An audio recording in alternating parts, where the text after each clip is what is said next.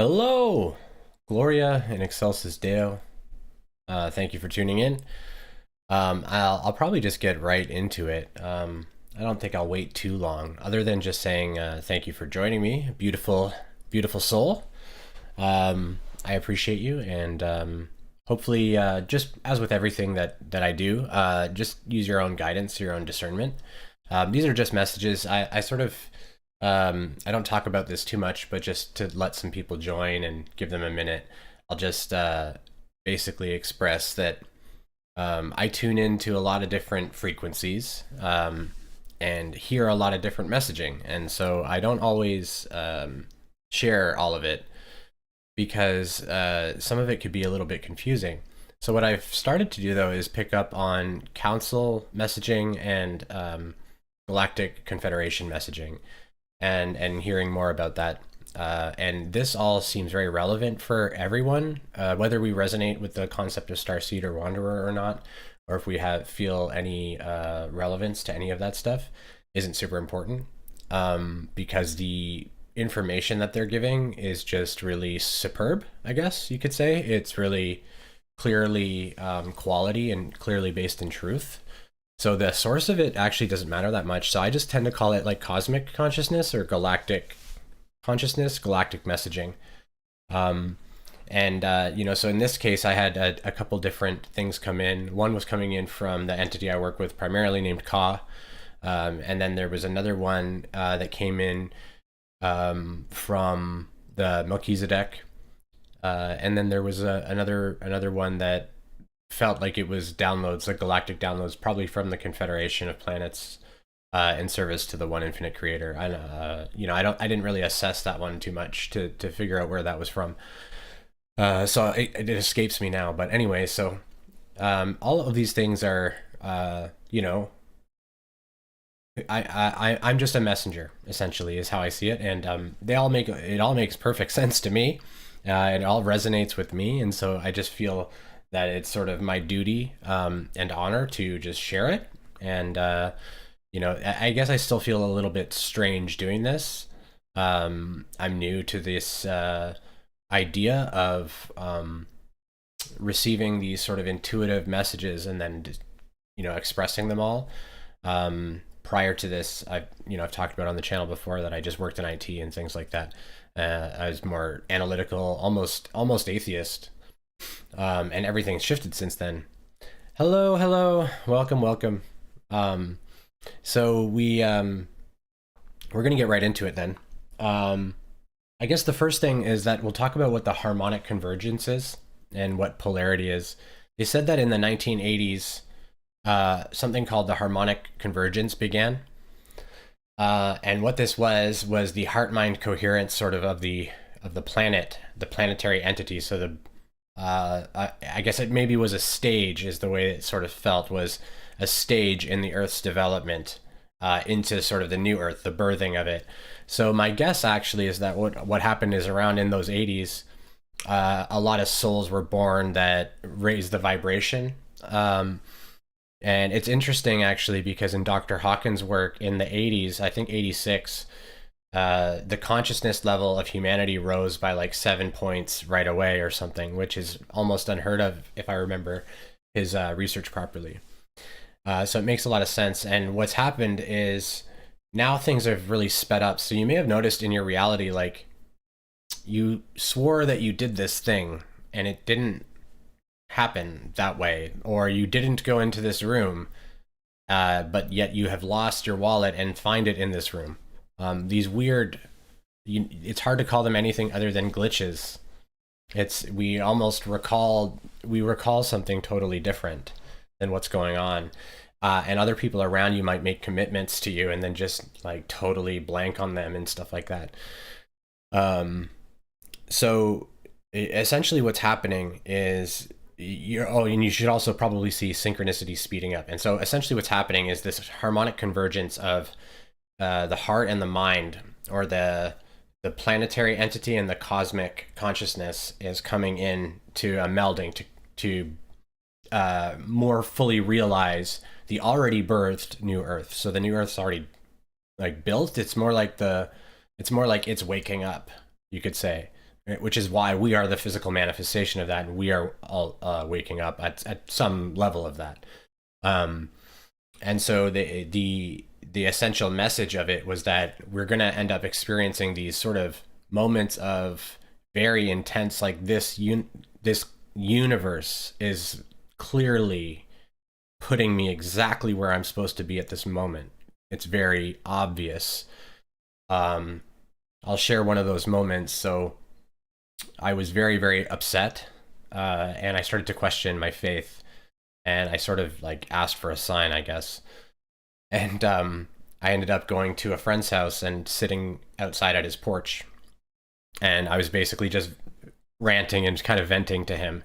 And you know, he's an old friend and would just like sort of let me get it off my chest without judgment. So that's sort of what I was doing, and it was very healing for me, cathartic, I guess, because I didn't have any spiritual relationship with him, so I didn't have any feeling of burden of trying to repress any of that human emotion that I would have wanted to repress, perhaps if I was in some type of other scenario.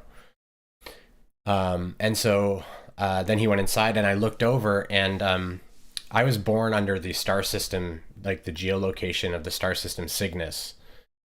So Cygnus was directly over the hospital at the moment that I was born. And I don't know if this is like a typical thing, but that seems interesting. But that star system was over the hospital I was born at. And when I looked over at the sign, which was like sort of directly aligned with the moon was here and the sign was here, and it just said Cygnus. Just these little moments that if I hadn't have went, I almost didn't go to the friend's house. There's a whole bunch of different things and little decision points, or that seeming decision points, right? They seemed like decision points that led me to that moment. I was always going to be at that moment, in that moment. And basically, you know, you'll feel this, oh, I am all of this type of feeling. And this is going to ramp up, is what essentially they were saying, is that the speed of it, but also it should start to feel more gentle as we dip down. So like we kind of are converging, right? So there are sort of these barriers that get popped through that then increase everything, right? The next octave, you could call it, or the next sort of period, or you know, component to the expansion of the consciousness. And they said that essentially each is being called individually to try to also basically do the same thing, because that helps the planetary body, but also the individual is going to experience those knowing states of allness much more profoundly or deeply, much more you know, much more continually, right?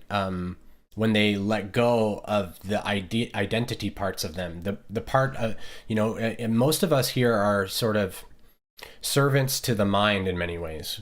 We have all these thoughts which generate emotion, and then we go and act, right? Most of us are stuck in sort of that loop a little bit, or a lot. And that's okay. It's perfect where we're at. But if we're in that that space, then what's going to happen is the universe is going to offer to us experience, and we're going to basically resist it all, thinking we know better. Like I said, we're servants to the mind. Once we realize that the mind is meant to serve us, it's meant to be our servant. The identity is not meant to control us. Our history isn't, and our past is not meant to control us into being anything. Another thing that they said was that we are as much a product of our past as we are the history of our future. So we are as much a product of our past as we are a history of our future. Which essentially what they're trying to say is that we're always on this progressive journey to be ourselves, to know ourselves.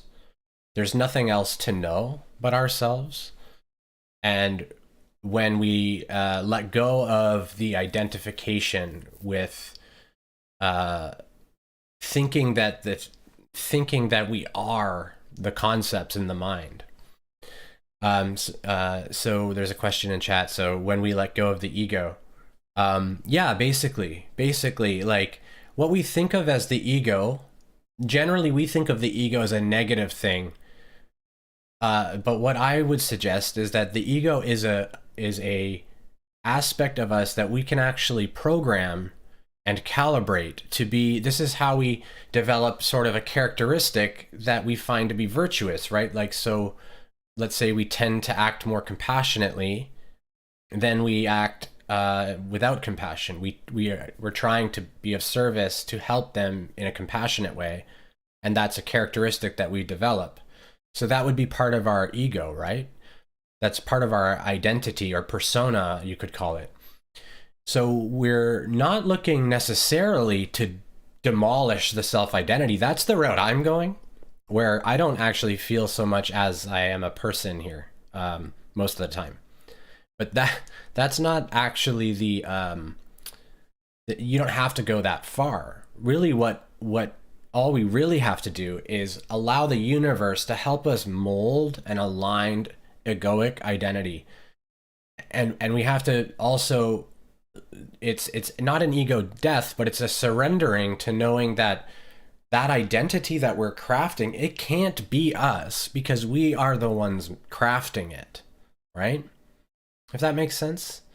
We are crafting our identity ourselves. So it can't be what we are. It has to be a mask, a costume, a role, an archetype, you could call it. It has to be. And we wear these different archetypes depending on what role we think we're meant to play in that moment. And once we realize that we have this full capacity to play whatever role we want, the universe is now at our fingertips, and we start to realize, oh, I can do whatever I want here. There is no true, like, good or bad here, the way that I thought there was in moralistic senses. There are, in other words, there are divine laws or divine principles that we operate under, whether we're aware of the principles or not. We are kind of confined into those principles.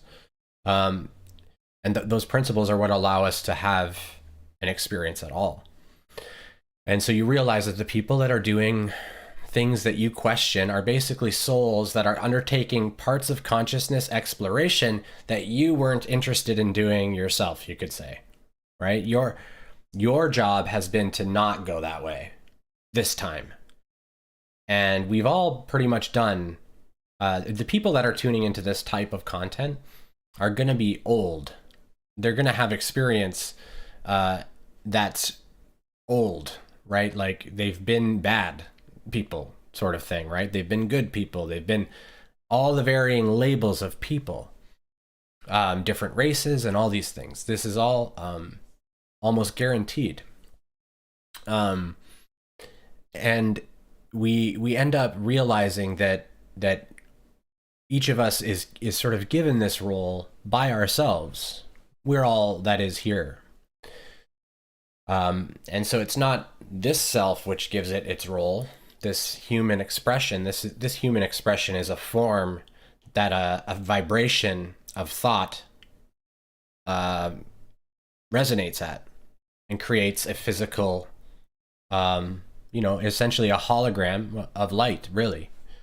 Is essentially what it is. Now, we wouldn't look at it like a hologram in what we consider a hologram to be because it seems to be physical to us. And that's really all that the physical reality is just basically really slow vibrations. The faster we vibrate, the more dense we get actually of light, but the less dense our body becomes, in other words. Yeah, so the body lightens and gets less dense. And we're actually going through these physiological changes as well, which is a reason for a lot of our fatigue, irritability. We're going through a time of transition and basically people waking up to realizing that all of the human ideas of an anthropomorphized God, like a human-like God, are basically the ego's constructions, that the God that we thought of as humans just is not at all what what we thought it was. So we're learning that collectively. And so one thing they really wanted to hit on was spiritual sovereignty, like respecting everybody's path, basically, like understanding essentially that it's fine. Like, for example, for me, this part can be really challenging. So I'll just step into this a little bit, because spiritual sovereignty, then does that mean that maybe I shouldn't share my thoughts or insights or what I'm thinking of these lessons? Should I not share that with people? And so essentially what it comes down to is you realize that you can share absolutely with anyone you want to, but if there's any resistance at all, you'll know, like you feel that, right? Like when you're telling them something that just isn't something they're interested in, they're not with you on it. And that type of thing, I would actually suggest, and my guides have suggested to me, and I've consistently not properly heeded their words. And whenever I don't heed their advice, it doesn't go that smooth. So, but they tell me basically, don't tell people anything, unless, like, for example, this is a platform. This is no different than back in the day when a preacher of some kind would go out to where they want to stand and just speak freely. That's what I see this platform as. So I'm just offering my thoughts. I see it almost as my purpose.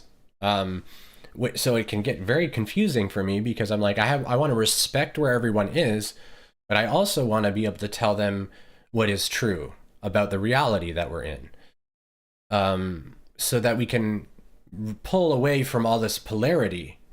And that's what the convergence is that pulling away of polarity. So it's about essentially the ego has to surrender to the heart, more or less. And this is sort of like, and it surrenders so that they can have a very balanced sort of relationship, right? And this would be the divine feminine, divine masculine principles within us, balancing to reach a harmony. You could think of the masculine as the mind, and then the heart as the feminine. So, the consciousness from the divine that comes in is first sort of formed in the masculine as the structuring, and then it gets empowered by the heart, pretty much, is the way I've understood it. If you try to process it in a linear way. And they basically said that the way for change isn't to try to change others. It's just to change within. So we always hear people say, as within, so without, as above, so below. And this is essentially what they're trying to remind us of, is because we're observing ourselves right now fight a lot of, like, well, this is right, that's not right. Lots of polarizing concepts, like should we eat meat or should we not eat meat, and vegan thing, vegans getting really upset or even attacking meat eaters and things, and then all the conflict that all ensues from all of that. And I think we probably all will go vegan, honestly, eventually, because we're meant to eventually. This is one thing that they mentioned, was natural humility is where we're moving, which essentially means, like, and I say this as somebody that I actually still do eat meat, because it seems like my body wants it, and when my body doesn't feel like it wants it anymore, I'll stop. I can feel that I'm probably going to stop, and I would have never thought I'd say that really a couple years ago. But it's becoming sort of clear to me that that's what's going to be asked of me at some point, and it doesn't necessarily feel like that's the right time for me now. But part of that is what they call natural humility, which is the idea that all life is totally equal in the eyes of the universe. All life is totally equal. So what we want to look to do is to minimize our destruction of life or our destruction of consciousness in order to sustain ourselves. So we'll continue to learn how to do that, and doing that in a way that isn't destroying. Because think of this as well. Vegetables are actually consciousness, also second density life forms that we're killing, right, to eat. So we're always consuming consciousness, anyways. But what we're going to be looking to do is to learn the natural humility of equality, and not so much ownership over nature, is pretty much where we're moving towards. And so that's humility in nature shows up, but internally we also have to find our natural humility with our relationships and with others, and with how we, they basically kept on saying it's just most important that we monitor sort of our thoughts, that we just pay attention to our thoughts. And they basically said that now it's time to think of this place. If you're on this path like this, if you're in here listening to this, if this stuff interests you at all, that just to look at this world as a classroom. And there's, sometimes there's recess and stuff, but it's a thought classroom is what they said. So I'll talk about that now too. And how they also talked a lot about ADHD and how that ties into the thought classroom. And some of you may be experiencing sort of ADHD like thought symptoms, really racing thoughts, like very indecisive, almost impulsive type activity. That can be challenging. Some people that haven't had ADHD symptoms before may notice them sort of turning on or something. And there's a whole bunch of different reasons for that they gave. But so they said that this place is essentially, this reality is a thought classroom where there are seen and unseen thinkers, right? Now that essentially means that there are sort of thought, you could call them battles, thought war happening, that is, it's not actually a war. It's what it is it's the universe essentially trying to balance into harmony the polarity of light and dark. That's more or less what's going on. And so people perceive that as a war, as a conflict, because the light is against the dark and the dark is trying to take the light, that type of thing. The universe is actually sort of more like light is on and darkness is off. Darkness is a void. It's the abyss. It's nothingness. The nothingness doesn't exist, really, right?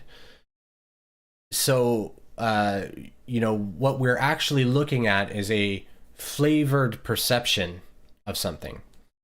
And it's a flavored perception of a thought. And we energize that thought with our attention. And so some of the thoughts that are in the, that are spinning up around, we have so many minds here. When I'm thinking things and other people are thinking things, we're throwing all that up into the record, into the collective, you could call it. The Akash is one way to think of that.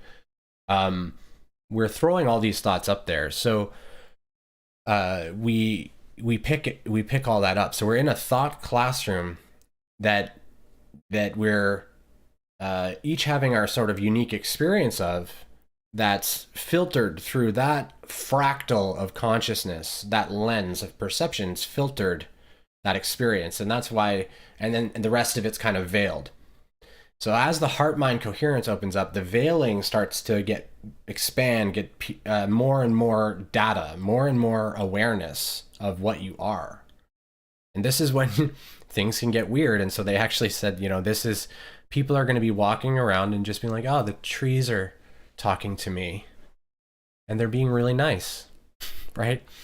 Or something like that. And the trees could be upset maybe, but they might feel a little crazy. And essentially it, it doesn't, all we want to be careful of, I would say, as far as crazy or whatever goes, is when we're having these experiences of any messaging coming in that's thought based of any kind, or sensory of any kind, we just discern, is this like a loving thing that I resonate with, or is it freaky? If it's a loving thing that we resonate with, it doesn't mean that it's invitation to do anything. That can really get us twisted up. We may see a symbol in the universe, and we're like, oh, that must mean I have to do this thing.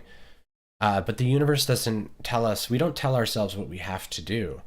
It's part of the sort of the secret, a little bit, of what's happening next with us. So we end up needing to follow or pay a lot of attention to our thoughts, because the thoughts around ourselves and around other people, judgmental thoughts especially, are going to feel bad, worse and worse and worse, because what's happening is we're getting more in tune with our divine self. And so the contrast between looking at the world from the eyes of the divine, that space of heart mind coherence, where you know the other being is you see beyond the mask, beyond the physical instrumentation of divinity, and you see this spark of light that is just this innocent soul. So when you see that, you're going to have these moments probably where you're like talking. I've had it's a little embarrassing, but I was like at a cashier at a airport, and I don't know what happened, but I looked at her in the eyes and I just started bawling, because I think it was one of my first times this had really happened. I don't know anything about who this person is. Then that started happening all that day. I started just crying, looking at people, and I had to like pretend I'm not crying in the airport and stuff like that. So you'll have those types of experiences perhaps. But then on the other side of that, right, we still probably have distortions. So we're learning of fourth density, right? So we're learning of what love is. We're trying to learn what love is, basically. Once we've stepped out of all the 3D lessons and the choice, like once we've chosen love, like, okay, I get it. I know what fear is. I'm not really into it. We've choose love, and then we start to understand love, because the frequencies here are facilitating towards a fourth density consciousness. So when we awaken all the centers, we become a living, walking, talking fourth density entity on the earth. So when we're participating in fourth density lessons, which many of us already are, some of us may be aware of that, and others of us have no idea what that would mean. We're learning what love is. Prior to that, we're choosing, do we want to experience more love or fear? Have we had enough fear, basically, until we choose love, is basically the way to look at that. That's the way humanity has kind of gone, primarily. So once we choose that, though, we're starting to participate in understanding love. And that means that we'll experience those divine moments of sameness. Like that person or that soul is as perfect and innocent as I am. And that's what that natural humility is that they were talking about. Like recognizes like. And when you start to see that, it's a really good indicator that you're doing the right things. you're doing the correct things. Like that, actually just looking at somebody like that actually just has this healing effect on them that I wouldn't be able to properly describe, but it's the same thing literally that Jesus would do. So and that's not that we compare ourselves to Jesus or any of these like sort of miracle workers. These miracles were not done through the people. They were done through divinity that was so anchored into the people that the miracles just naturally occurred around them. Miracles are natural in that way. And so that's what's happening when you're looking at people in that way. And so sometimes we can have it a very overwhelming sense of responsibility as well. And they were saying to really be careful with responsibility, spiritual sovereignty again, like just trusting that just as we are protected and we can restore our faith, and that we're, our path is our path and we know what it is, and we're how confident we can be in it.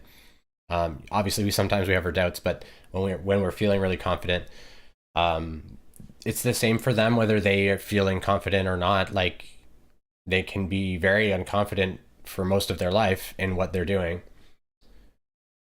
But there's an eye of divinity, just as your eyes of divinity are constantly open. When you wake up, you realize everyone's already awake. The whole universe is already wide awake. It's just that it doesn't see itself until a certain threshold. It doesn't see itself that way. And so you just realize, and that's what it means, that sort of that time isn't real, because once that happens, oh, you just sort of realize that you've been awake the whole time, watching the whole time, and what you thought was you is not what you are.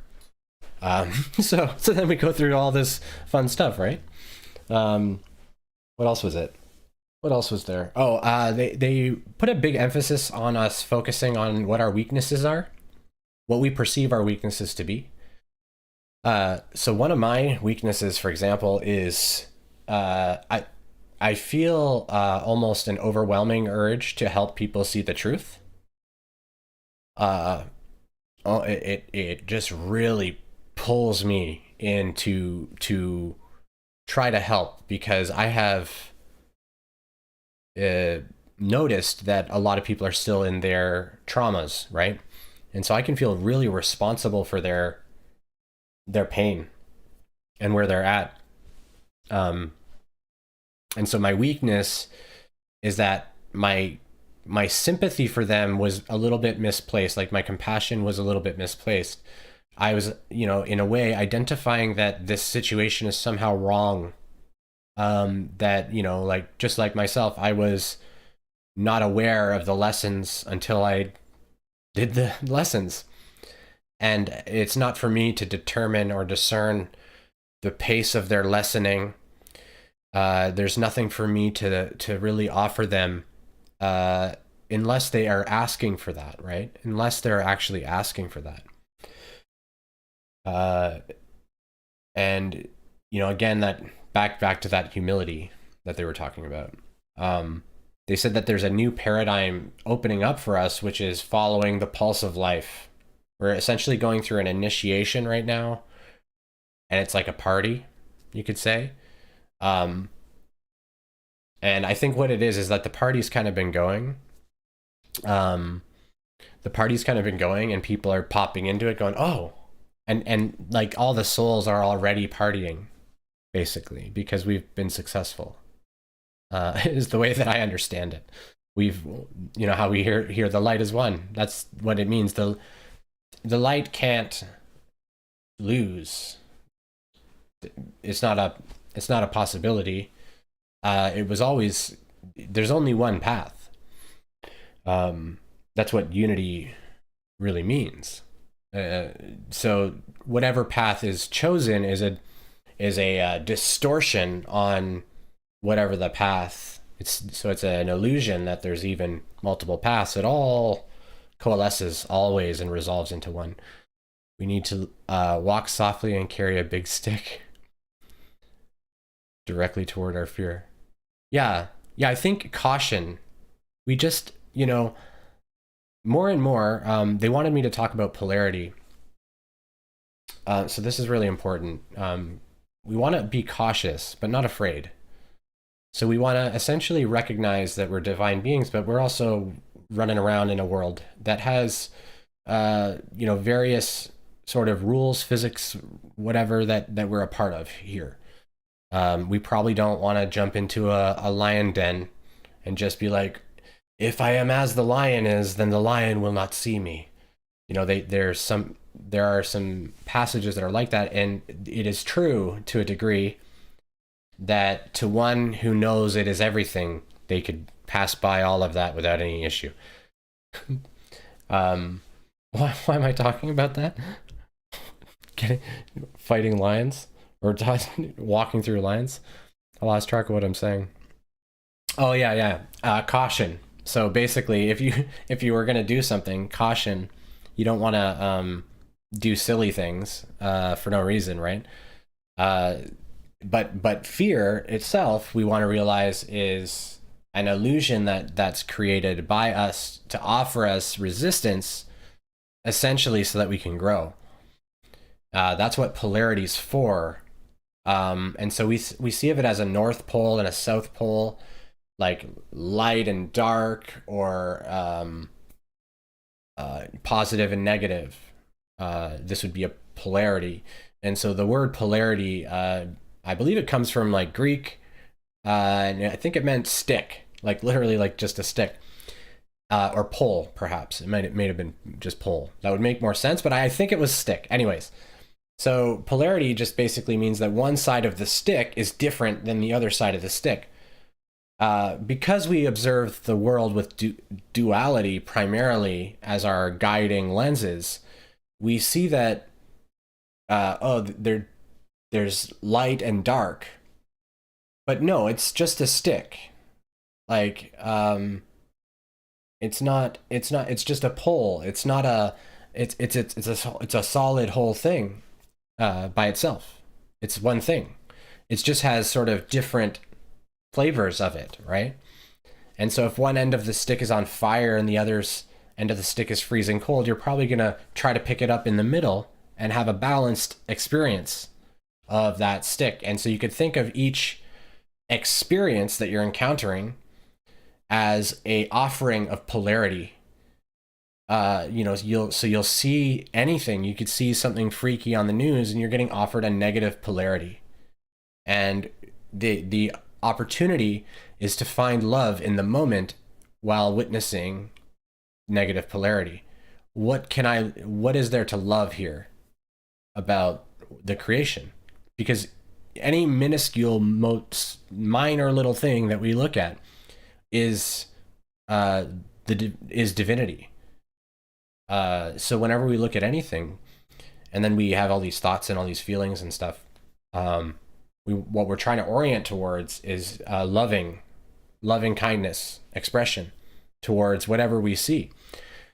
Because we're in the thought classroom, it's all bubbling up into the collective. It's all bubbling into our consciousness collectively, and we're essentially trying to clean all that up collectively as well as internally. And the more disharmonious thoughts we have, the more sort of catalyst, I guess, we end up drawing to ourselves, because we have to cleanse that. Like we will misperceive something. Someone will say some stuff to us and we'll feel really hurt and we might blame them. And then we ignore them, let's say. We've now created this situation where we have an enemy to us, where we feel separate from other people. We've fallen into a story of our ego and identified with it, and then rejected a part of the creation, said, this part of the creation is not for me. And there's a difference between saying something like, I don't reject anything. I love everything and everyone. But I also am not participating in certain types of things, right? I just don't feel like participating in those things. And so you may have people around you that start to initiate, or it seems like maybe they're initiating conflict. Maybe they're not initiating it. Maybe it's all, who knows? There's not really that much of a cause and effect truly happening, but you needed a conflict, so they gave you one, basically, is essentially the way to try to look at that. Like I said, it's a classroom of thoughts, and when we need a conflict to help us understand something, we call for it totally unconsciously. It's our higher self that sort of helps manage these lessons in a way. So we're teaching ourselves these things. We call these things to ourselves. They're just the messenger, right? They're all the other people in our lives are always just the messengers. if we can try to look at everyone that way, we'll find a lot more harmony. But when they message us with a bunch of angry things and seem to be casting projections, casting their shadows at us, damning us or condemning us for certain types of behavior or different painful types of things or claims about your behavior that, as far as you can do and review, like you're like, I don't, this has happened to me a lot in my life, and I'm sure you guys can relate to this. Like, I don't really think I did anything at all to try and hurt you, and you're very upset with me and blaming me for a lot of things that I haven't really done. I haven't done any of these things. So I'm sure that people have had that experience, and that's been something that I think I've had my whole life, or at least it's felt like that. And I think part of this is part of the soul realizes that it's not really meant to, it's not at fault for how it's seen so much. Part of us knows that, I think, and we try to forget it to try to fit in better with humans. So in order to fit in with humans, we tend to try to be what we think they want us to be, which is essentially a battle that is never won, because their expectation of what we will be is never totally 100% guessable and accurate when we try to then embody that. I called this chameleon mode when I was younger. Just be whatever the situation seemed to call for. And this seems to be a fairly normal trait for most of the people that I talk to that are going through these types of things and are kind of on the path. Basically they said that we're reuniting with our inner child. We've been doing this for a while now. We need to surrender to some of the joy and some of the weird stuff that we feel like doing, and go feel safe to express our more unique weirdness. Like, essentially, the universe wants us to be ourselves, is the way that they described it to me. They want us to be what we want to be, right? So they asked us to investigate where our doubts are in ourselves, where our doubts and where we feel weak. Like, so I feel weak in doing these, which is why I'm doing them, basically. Because that's essentially one of the only things that actually truly interests me as far as work, is to try to expand and evolve my consciousness to help others. That's what seems to be my goal. And it's both my goal and the hardest thing for me to do right now, for some reason. Because it's really embarrassing for me, actually, to do this still. There's a part of me still that is like, this can't be real. There's still that voice, a little bit, the skeptic. And it helps me to be actually really discerning. It actually helps me a lot. So I'm not complaining, but essentially the resistances are where we realize that, oh, there's nothing to worry about. It's fine. It's fine.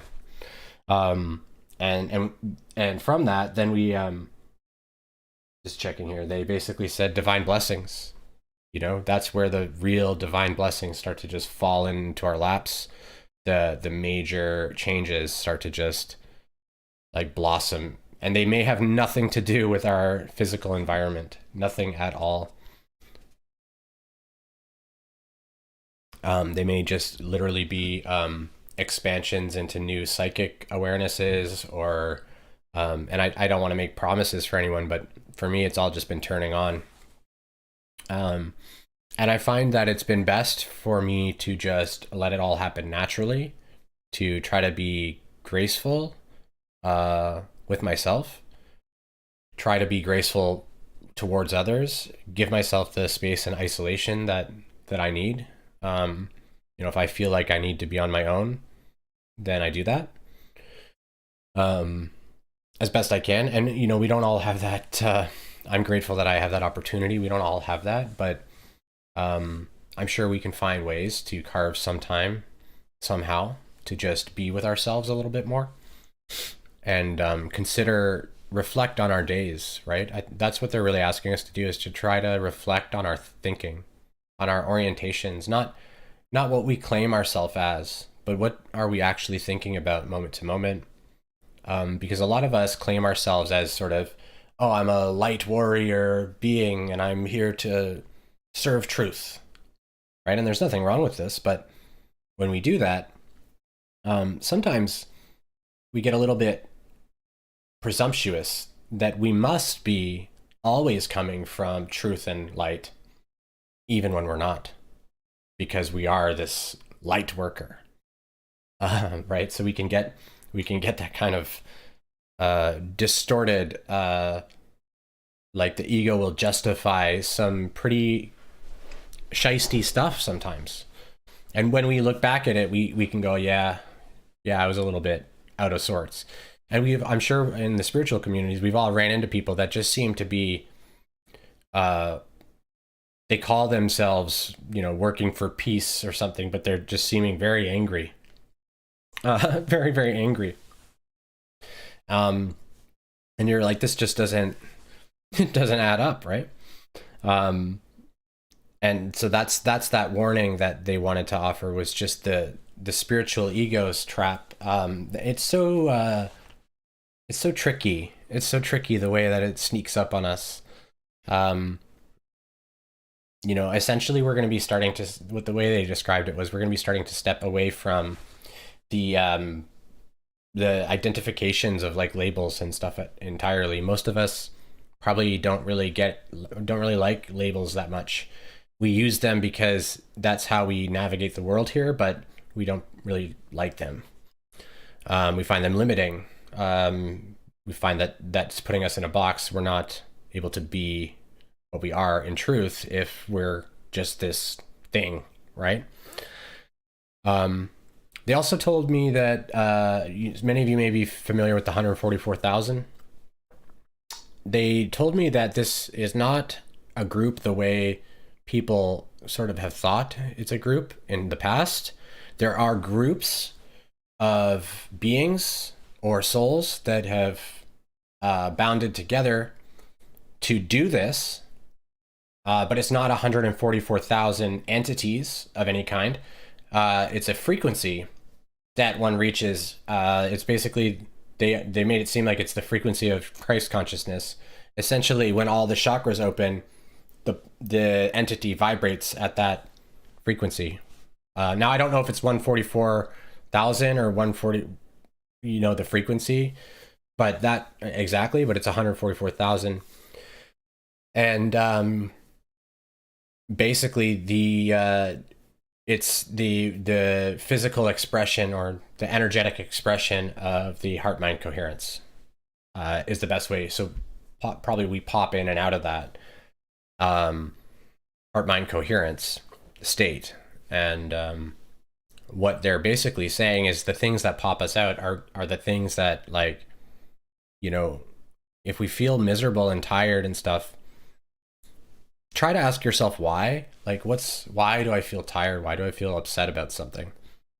But also, because what we want to understand is our attachments, they were saying. Our attachments to what we used to do to get our pleasures and comfort. Those attachments are just up for review right now, is the way they described it. So that goes back to what I was saying originally, was, we're constructing sort of an identity or a persona that aligns with what we feel is loving and compassionate. So it means, like, if we see something bad going on, let's say there's something got destroyed, and a bunch of people were hurt, but a whole bunch of people were saved, let's say. You could say, I'm so grateful that so many were able to be saved, instead of looking at the other side and putting more negativity, because even just our thoughts, we're putting the negativity into the collective. It's not that there's anything wrong with that, but it's about noticing just what our thoughts are doing, and which ones we want to engage with, because we are choosing, earlier I was saying we're choosing love or fear. So we're choosing between this loving thought or fearful thought. We get offered usually both. um, and to investigate our doubts. I was saying, so the doubts in ourselves, what we feel like we can't do, that type of thing. I think was there anything else? Oh, seeing through the shadows. So basically, we're going through this light of awareness. They said where. So I remember I was saying that duality and polarity could be represented by like a stick with a light end and a dark end, or a hot end and a cold end, or a north and a south pole. You could have it. The light of awareness in the center is expanding like this, where all will be encompassed by the light. So essentially, the shadow will be so encompassed by light that it won't exist anymore. Is the way that they showed it to me. The polarity will start to dissolve, and there'll be new ways of experiencing, essentially. Like, will turn into a more of an exploration of love here, basically. Exploration of what harmony looks like. We've gone through the other side of that, the conflict side, where people are fighting nationalism and different politics and religious fighting and conflict, and we're moving into an exploration of an understanding of what love is here. And in order for that to happen, everything has to be seen, but we also want to be considerate of what we're offering to the collective. So like, when we're talking to our friends, do we want to go, oh, look at all the people who control us, blah, and that, or do we want to say to them, I'm free from these control, like, mere mortals, I am free from your planetary dramas, right? But for real, that's kind of the orientation you want to take, but it's not like a pedestal thing. It's just sort of saying, no, my divinity, what I am is not suppressed or oppressed by anything here. It's just recognizing that. We could recognize that to our friend who's talking about how they're scared of something. We could just say what we are. Or we can, we can just listen to what they have to say. And if they're having a hard time, we can, offer whatever we want to try to help them. But we don't have to do, kind of like the idea of gossiping, right? It's like gossip, sort of. Like, if we know some dirt about someone, look at all this, like, we don't actually have to engage in the dirt. We don't actually have to engage in the gossiping about the drama. We don't have to do that. We can just claim what we are and radiate that. And that is the way for everything to change, is basically what they're saying. So the quicker that people realize, oh, there isn't a conflict here. Oh, the quicker that happens, because the conflict that we're seeing is essentially this escalation of not doing that, more or less, collectively in different ways. And so the people that are here that are seeing that, we don't have to do any of that. So essentially, like, if one country wants to invade another country, that country, once they realize that that's just them they're invading, like, it's insane. That country won't do it. There's nothing to defend against. There's harmony. And so we have to keep essentially trying to just amplify that currency of thought, right? If you could think of it like that, a thought economy. So that's what it's more likely is. And I called it a thought war earlier, but it's more like a thought economy that maintains a certain balance. And the balance goes like this, up and down. So sometimes there's more negativity on offer. Sometimes there's more positivity on offer.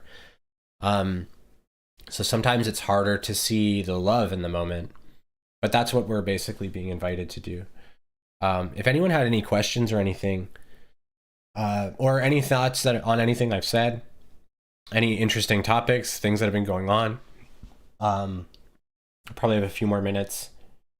Oh, and they said confusion in this time is really, really, really normal. Confusion, just like, I don't know what to do.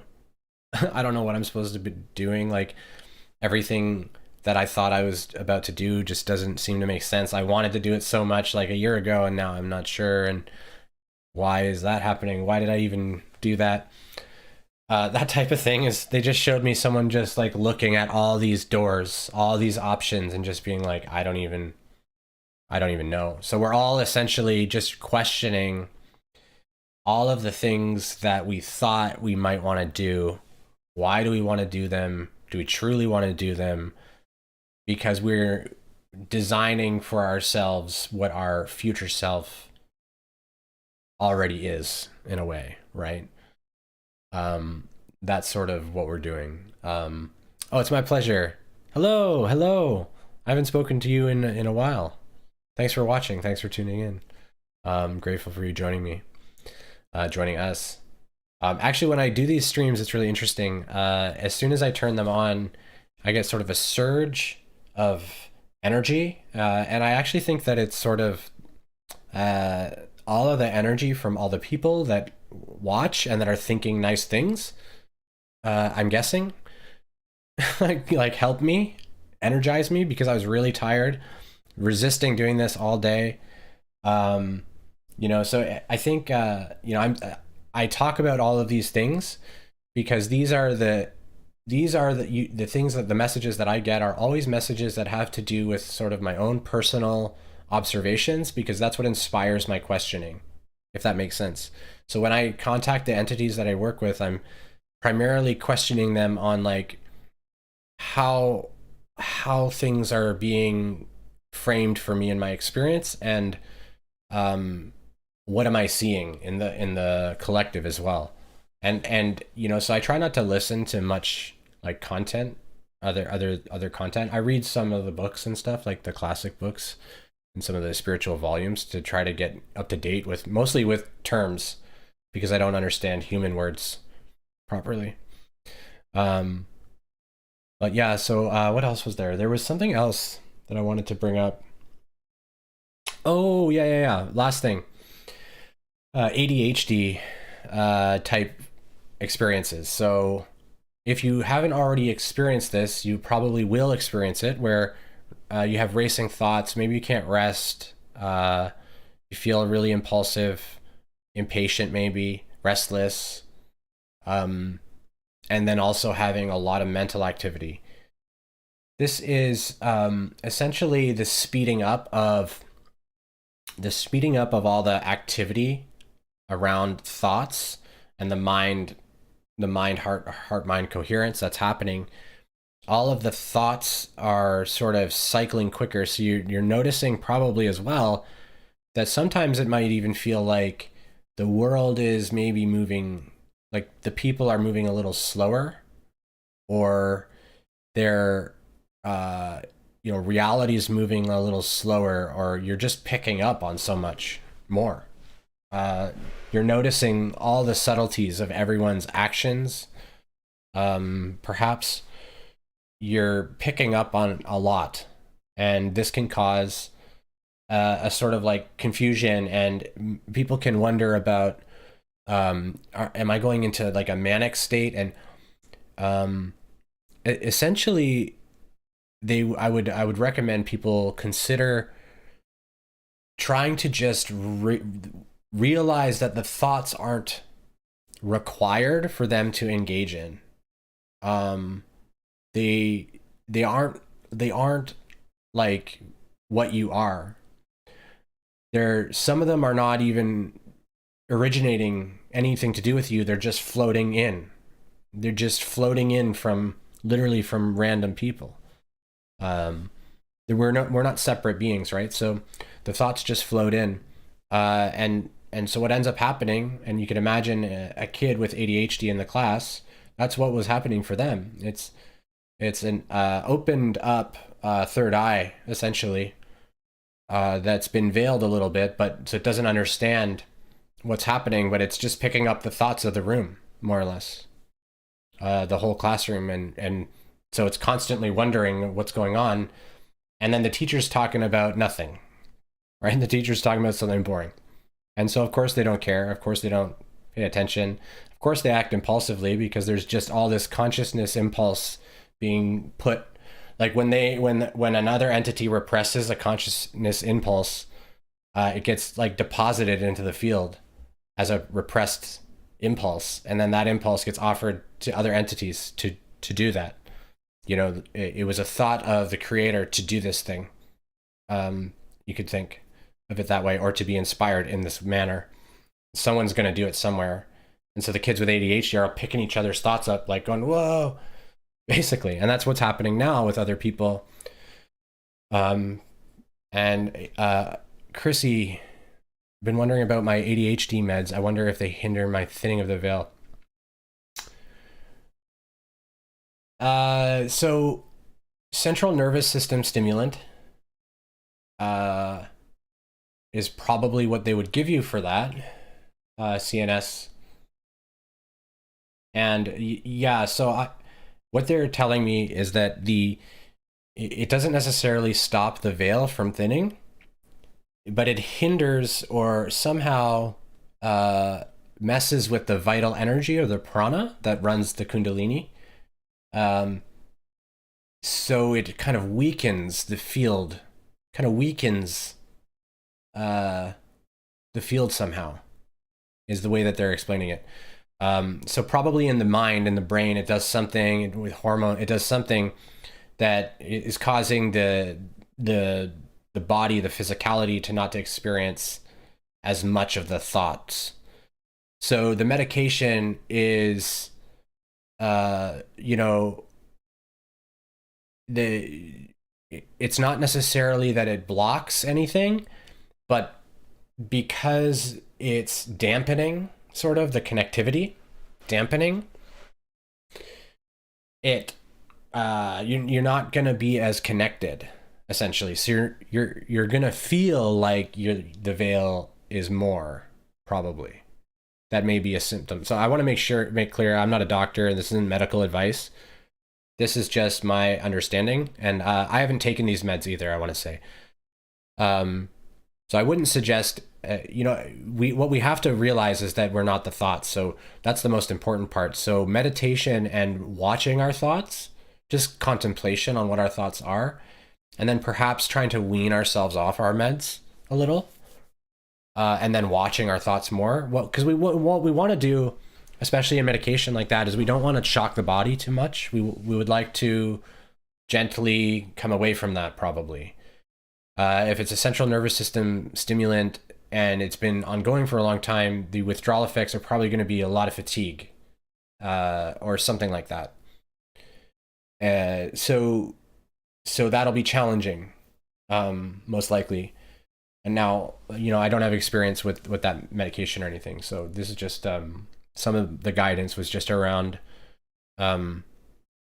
trust that if you're on the meds, that some part of you has thought that this is sort of probably the best way to go, probably because the symptoms were too much for you to manage. So if we don't know how to energetically block stuff, we'll usually figure out ways in the body. You could just think of painkiller and any type of drug addiction that way. That's essentially what we're doing. So like with heroin or something like that, we're essentially trying to escape from a pain of some kind, and we're trying to control the state of consciousness. And so instead we're meant to realize that our state of consciousness that is normal for us is actually where we are meant to be. As uncomfortable as it can be, it doesn't actually have to be a problem. So I'm one who's had all the ADHD symptoms my whole life. And it went undiagnosed, luckily for me, because I didn't go on to the medication or anything. And then eventually I got to a place where I healed it, because now it is simply a strength. My mind goes everywhere really quickly, and I know everything about what's going on around me very, very quickly. And that's not meant to brag or be egoic in any way. It's just meant to say that this is a superpower that we start to as we start to cast all the baggage off, all the garbage thoughts, the mind really gets clear on what's important. It doesn't have to conceptualize so much around these boxes and linear thought. You start to move into non-linear thought, which is essentially quantum processing of the environment and awareness of that. You're not so much analyzing as much. You're not so much thinking so much as you let this all go. And, you know, we have to be honest with ourselves as well, though, that if we do have really racing thoughts, or we can get kind of manic, we have to be really honest. Like, am I being a little out of sorts right now because I'm having so many thoughts? Like, if I'm being really reckless and impulsive, you know, sometimes it helps to have a partner or a friend that we just let know that we're doing this, that we're making this big change, that we're coming off of our meds, especially like if we don't have a physician to do it, to help us just help us assess some of our decision making as well. Not that we want them to decide for us, but we may just want someone to lean on a little bit in that case. And yeah, I had fatigue and body aches that lasted for a few months. Cut off cold turkey. Yeah, that makes total sense. That makes total sense. That would make sense with the central nervous system stimulant. The body gets used to getting energized sort of synthetically, I guess you could call it. And so the way that it pulls in the natural prana and then uses the prana is different. Basically, the body gets used to doing it different. And then when we stop, we have to correct all that. The body has to go back to a normal condition. That process doesn't have to take as long as it often does. The reason that we have so prolonged withdrawal and physical effects from these types of things is because we are so identified with the body. The less identified as the body we are, the more capable we are to just spontaneously heal all of it. So if you have some type of issue going on like that, and you're not able to just let it go, it means that essentially there's a lesson here in forgiveness, acceptance, self-acceptance, self-love, probably somewhere. Something you're afraid of, that you feel threatened by. And so somebody that's on medication for ADHD, for example, is probably threatened by the immensity of the thoughts and the profundity of some of the thoughts. Some of the thoughts are just like, oh my God, I know the whole world now. Right? People with ADHD will probably know, like, some of the thoughts can just be so profound and feel just like, wow, that is a divine thought. And that's because it is. And then we're told it's a disorder, or like it's grandiose. No. That was divinity speaking to you. That's why it felt like that. Right? So we're taught to question all of that. But we have to recognize that, no, yes, it's divergent. It's divergent from the norm. And that's why everyone thought it was a problem. But we're coming out of that now. So now we're starting to notice that we don't have all these disorders. We just have neurodivergence. We just have divergent neurochemistry. We have divergent biological and generational or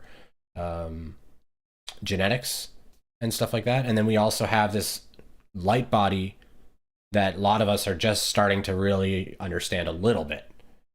And some of us are really deep into that. Some of us are, further.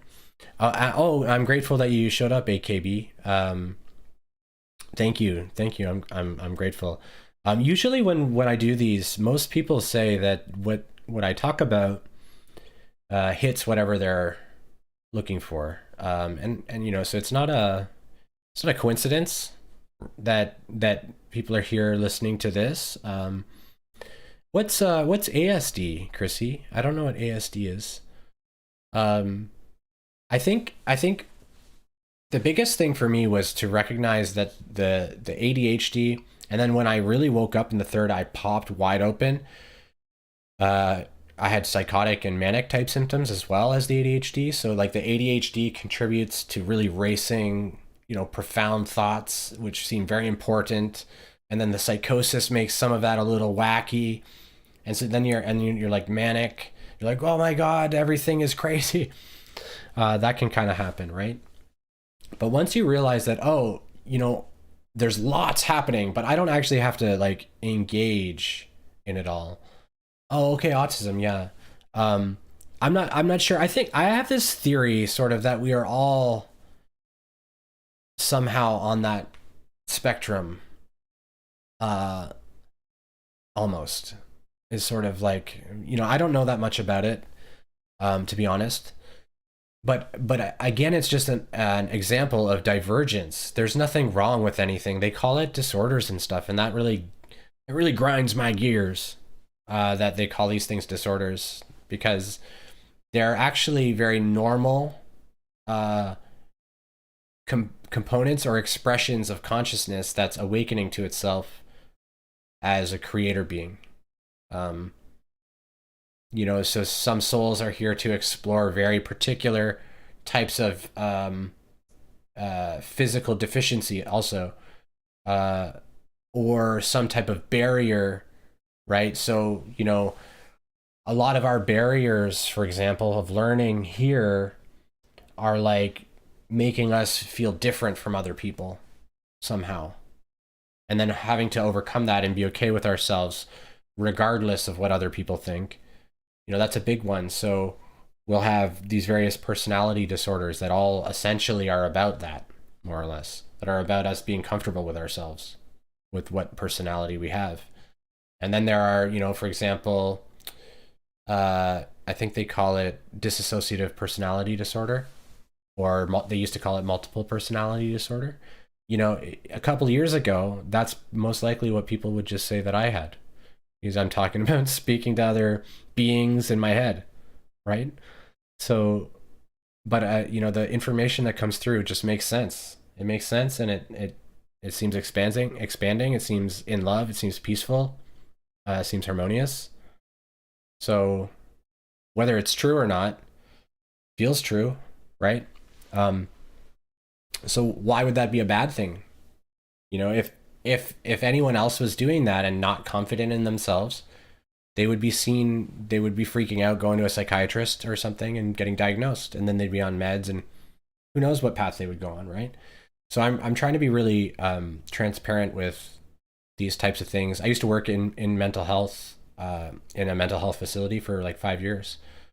So I have a lot of experience with these varying conditions that people have been in. And, I don't think we need to pathologize ourselves anymore. Exactly. Yeah. Different computer systems. Yeah. Yeah, exactly. Different computer systems. Um, we have different computer systems, different energy systems. Most of us that are wanderers now probably actually have the heart already activated or potentiated. Everyone has the heart potentiated, but not all beings choose to open the heart in their incarnation. So if if the wanderer opens the heart, they're essentially going to experience lots and lots of stuff, because that's going to sort of steamroll this intelligent infinity third eye opening. And a bunch of people were basically born in the 80s with this already done. So they haven't had to try for the spiritual gifts at all, because they haven't had to learn really too much about meditation, not that much things. They've just sort of naturally done it. A lot of them have built really bad habits about trying to protect themselves because they really are anchored into the reality, so they feel like they can be threatened. So the heart closes a bunch.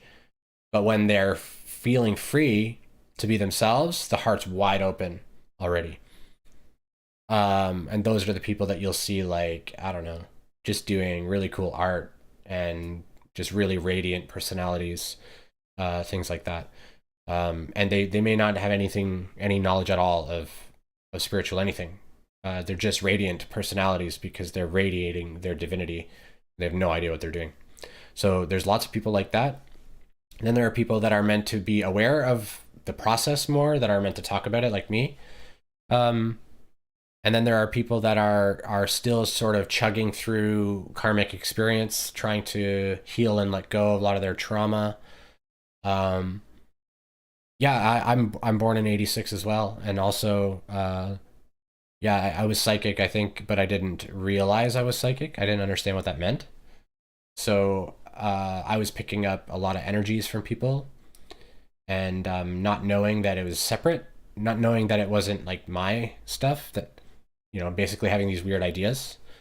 So I had the exact same experience with that, more or less. I mean, I don't want to say I had the exact same experience, but I had the same type of thing. I think most of us that are born in the '80s, or lots of us that are born in the '80s, that identify as like a wandering soul, or we just feel very old, kind of feel eternal. We're gonna have that type of experience. Lots of coincidence and weird things we saw when we were kids. Then we just say, no, that didn't happen. Like, I remember a being coming out of my closet and like closing the door, like physically moving the door, when I was probably like 9. And it was like a shadow being thing. And I remember explaining that all away, just being like, oh, I must have just been confused or whatever. But upon reflection now, I'm like, no, that is what happened. That's what happened. I watched it happen. I wasn't asleep. So, we have these realizations, and then we're like, oh, a lot of us have already been like wide open to that. Some of us, that's not to limit people that aren't open. With the right amount of work and effort, essentially they can open the heart. And that's what a lot of us are here actually trying to help show, by just being around with the open heart. The way they showed it to me was, we're like tribes right now. So there's like a tribe of people that have kind of mostly closed the heart. It doesn't mean they're bad people. They're just not processing in the heart so much. They're processing from the self-identity or the solar plexus primarily. They're processing their experience from a lower state of consciousness. It's not a worse state of consciousness. It's just different. But the experience of the higher consciousness is very self-evident to be better. So when they look at us that are vibrating there, there's an enticing sort of allure that happens. And they may not have any idea what that means, what that is. They could be watching a guy. There's a guy, Harry Mack, that does these really good freestyles. He's a perfect example of this. If you haven't seen him, look him up on YouTube. He's he even talks about he's like, my flow is divine. But he does these crazy freestyles. It's nuts. But it's not that nuts. It's the frequency speeding up. He's able to pull in more thoughts, and people will think it has to do with his brain, and that's certainly a part of it. It's part of it to receive the thoughts and process them, and to speak them. But when we're doing that, the other people that watch us are hyped up. They're like, I like this vibe. I don't know why. Like, I just like it. Or I do know why, and I like it. We're kind of inviting people to join us in that experience. And as that happens more and more, people are like, it just becomes more clear that the other side of things doesn't look that good. So they'll watch one of us walk away. Once we start to walk away from the group, right, we walk into sort of fourth density, the group will call us. They'll say, stop leaving. The group feels weakened by our exit, right? They call that the crab phenomena, where if a crab's trying to escape a bucket, the other crabs will pull it down. Because they see you as a part of the whole. The animalistic part of them says, when that person leaves, we're actually weaker. So it's part of my duty as the group to try to keep them here. And then, but you don't listen. Usually we may a little bit and play in it, but eventually we usually go, no, like, I'm pretty sure over here is like better. Like, I've been over here and then I came over back and then I went back over here and it's better over here. It's a lot like nicer in this consciousness, in this vibration. Why don't you come over with me if you want? Um, and basically, you don't have to actually ask anyone to join you. You just be over there, and they just will look. They just kind of look across the river, sort of. It's like two tribes across the river, is how they showed it. They look across the river, and they just see everyone like hanging out, having fun, feeling good, and they're like, "That seems better. I want some of what they're having." And then they just start to naturally migrate. The same way any migration of life ever happens, just we realize that there's a better option by beginning to notice that this option that we're in right now is like not quite, it's not feeling right anymore. Like it's not working for us so much anymore. And that's what essentially is going to happen. People will sort of stir themselves awake. And then they'll look to a lot of the artists and sports people and celebrities. That's essentially these people are going to be. You may have noticed, like I think Jim Carrey is a good one. Russell Brandt's another really good one. Of people who are just waking up. They have lots of reach, lots of influence, lots of people love them already. Um, and they're just sort of anchoring in this type of consciousness. And these are just regular people who were celebrities. Like these were not gurus or mystical figures that rose in power and then all they did was realize themselves, and now they're already public figures. So you're going to see this more and more, and some of them, the people that were on the lower side or darker paradigms could be the ones that go, oh my gosh, and start doing sort of what Jim Carrey talks about, for example. All of that can switch in a moment, right? So they were talking a lot about that, and about how we need to just kind of relax a little bit, trust ourselves, trust our guidance, but also when we're hearing messages from other people, treat them like they could be trying to teach me something here. This could be feedback from the universe. So is there truth in what they're saying, like, or no? Like, or is it just a bunch of fear? Like, are they just scared of a bunch of stuff, and that's what they're, because if they're doing that, then, uh, you know, right? We don't necessarily need to listen to it. But if they're offering something like that maybe is a little uncomfortable, like, uh, they're critiquing something that you just recently did, in some way, or they're implying something like that, then you want to try to hear that, because it's just the universe offering you, like, to consider, like, oh, could I have done that a little better? It doesn't have to be a big whole thing like they're attacking you and stuff. It doesn't have to feel like that, and it can really easily feel like we have to get really defensive. So, and it's my pleasure, Chrissy. I think validation is probably one of the most important things about our healing process. I wouldn't even say it's healing; it's actually just balancing. Like, we're already whole and perfect as we are, but our balancing processes, or remembering that perfection, is really important for us to feel like validated. Like, I always grew up wondering why did everyone else seem pretty much okay with all this stuff that's here, the way that everyone's doing things. This doesn't seem like it makes any sense to me, and everyone just seems fine with it, and I must be totally crazy or something, because as we grow up as children, we don't have really the space to voice that so much, at least in my generation, and we got more and more, and we're at a place now where young people are having TikTok things, and everyone can say anything they want, basically, and people that are really outspoken and like controversial are kind of put on pedestals in a way, right? So there's a lot of platform to distribute really positive messaging. And then really, I think all we can do is hope that we have the presence of mind to notice when we want to engage in a frequency. So just because the frequency that's being offered to us is a negative frequency and fear and stuff doesn't mean we have to respond with fear stuff like, oh, don't give that to me, I'm scared of that. Oh, I'm scared of fear. We can go the other way and just stand firm and say, well, I'm not afraid of that. And once we start to really do that, the universe like starts to feel really playful.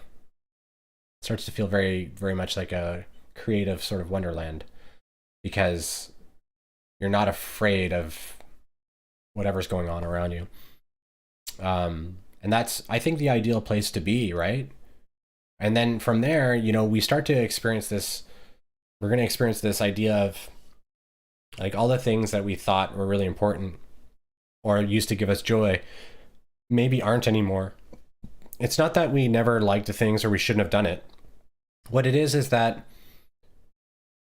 what we thought of ourselves, that the belief we had about ourselves that influenced this thing to help us feel sustained, has changed. The value system on how we sustain ourselves and sustain our worth has changed a little bit. So the things that used to make us feel valuable and worth something, and that we're being of service, even just service to ourselves, of giving ourselves comfortable and good experiences, may change. You know, we're gonna basically constantly be invited to check that out. So I think that's a good time to end. What's that been, like an hour and a half? Yeah. Yeah, different computer system, 86, born psychic, 1980. Yeah. Yeah, there's lots in the 80s. Lots of the volunteers came in the 80s. There are some that came earlier, and Wanderers have been here for the whole time, pretty much, as far as I understand. History itself is really interesting to consider, but it's more interesting, I think, to look into the future, to what we want to be, right? Like, what do we actually want to be here, without the doubt and without all the fear? What does that even look like? And where are we limiting ourselves in that as well? Excellent. Okay, so I'm gonna let everyone go. Thank you so much for hanging out. Really appreciate you. I do some one-on-one sessions, so if you're interested, give me an email at seantheHero1111@gmail.com. I don't offer advice in these. What I do is I tap into my guides and try to what my talent essentially is to pinpoint usually where the person could probably do some further investigation inside. That tends to be like, I'm almost like a breadcrumb person, a messenger is the way I kind of see it. I tend to give the information that the higher self of the other person is wanting them to hear, and then, you know, I don't actually advise. I don't have an opinion of it. In order for me to actually to do it, I don't have an opinion of it. So if you're interested in that, and I do those with just donation based, essentially, trying to sustain being able to serve in this way. So I appreciate those opportunities. If you want to reach out, I have a lot of fun with those. They're always so wacky. Everyone has such a different story, and it's also unique. And we can talk about essentially whatever you want. But yeah, I think that's great. And thank you, everyone. Really appreciate you. Sending you all the love, and hope you have a beautiful full moon coming up. Take care.